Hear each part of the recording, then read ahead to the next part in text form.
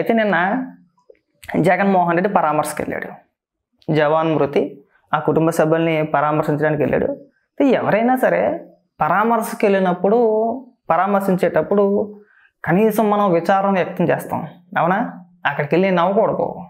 వాళ్ళ బాధల్లో ఉంటారు. వాళ్ళ బాధల్లో ఉన్నప్పుడు కాస్త వాళ్ళకి ధైర్యం చెప్పి, ఏదో సర్ది చెప్పు, ధైర్యం చెప్పు, మీకు మేము అండగా ఉంటామని చెప్పేసాను, ఆర్థికంగా మేము మీకు ఇంత సహాయం చేస్తామని చెప్పి బయటకు వచ్చేస్తే బాగానే ఉంటుంది.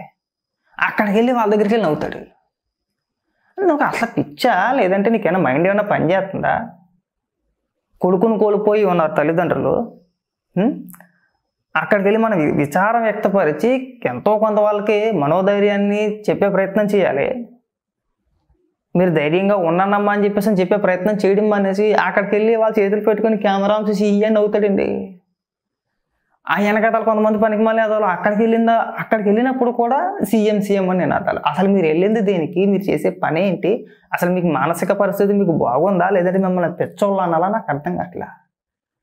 అంటే జగన్మోహన్ రెడ్డి నాకు నిన్న పరామర్శకు వెళ్ళినట్టు అనిపించలేదండి, షో చేయడానికి వెళ్ళాడేమో అనిపిస్తుంది. కానీ ఇలా అనకూడదేమో, సాధారణంగా నేను ఇలాంటి అంశాలపైన మాట్లాడను పెద్దగా. కానీ నిన్న నాకు జగన్మోహన్ రెడ్డి హావభావాలు చూసిన తర్వాత నాకు నిజంగా చిరాకు వచ్చింది. నిజంగా నాకు అర్థమైపోయింది, మనిషికి హైదరాబాబు నిజంగా సైకో. జగన్మోహన్ రెడ్డి సైకో అనుకుంటే వాళ్ళ కార్యకర్తలు దానికి మించి. ఒక పక్క పరామర్శ, పైగా కెమెరాలు ఓకే బాగానే ఉన్నాయి, అన్నీ బాగానే ఉన్నాయి. వెనకాతల సీఎం వెళ్ళింది పరామర్శకి. ఏమన్నాలో అర్థం కావట్లా.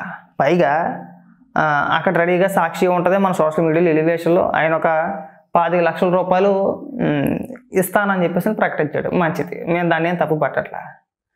దాన్ని ఆ 25 లక్షల రూపాయలు ఇస్తానన్న ముక్కని అలాగే డైరెక్ట్గా సాక్షి వెళ్ళిపోయింది, వాళ్ళ అమ్మగారి చేత వాళ్ళ నాన్నగారి చేత మాట్లాడిపించేసారు. వాటిని సోషల్ మీడియాలో ప్రచారం చేసుకుంటున్నారండి. అది ఎంత దరిద్రం అంటే, వాళ్ళ బాధలో ఉన్నారు.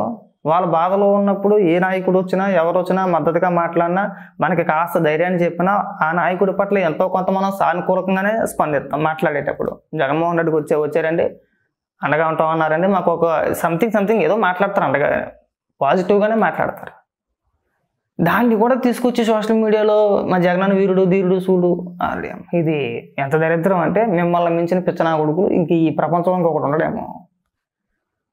సో మీరు ఎలాగ పరామర్శలకు వెళ్ళినప్పుడు వాళ్ళ తల్లిదండ్రుల వీడియోలు, వాళ్ళు మాట్లాడిన మాటల్ని మీ పబ్లిసిటీ కోసం దయచేసి వాడుకోవద్దండి.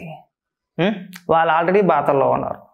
వాళ్ళు మాట్లాడిన మాటలో ఎవరి గురించైనా బాగానే మాట్లాడతారు, ఓకే వదిలేసేయండి. అది దాన్ని కూడా మీరు ప్రచారం చేయమాకండి. చాలా ఇబ్బెట్టిగా చాలా సిరాగ్గా ఉంటాయి. అది వద్దు ఇంకా.